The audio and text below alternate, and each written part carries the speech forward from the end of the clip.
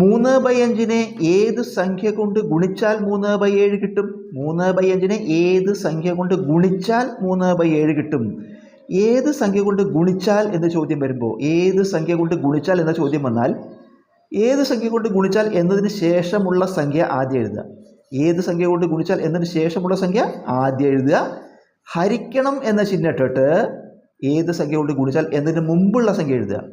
ഹരിക്കണം എന്ന ചിഹ്നം ഇട്ടിട്ട് ഏത് സംഖ്യ കൊണ്ട് ഗുണിച്ചാൽ എന്നതിന് മുമ്പുള്ള സംഖ്യ എഴുതുക.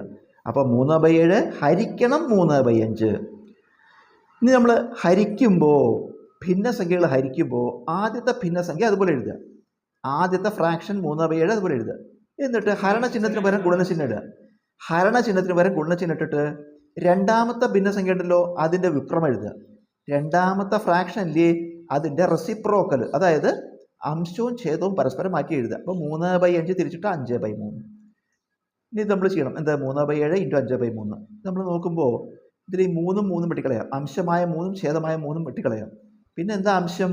5 ഛേദോ 7. ഉത്തരം 5/7. അതായത് 3/5 5/7 എന്ന സംഖ്യ കൊണ്ട് ഗുണിച്ചാൽ ഉത്തരം എന്ത് കിട്ടും? 3/7 കിട്ടും.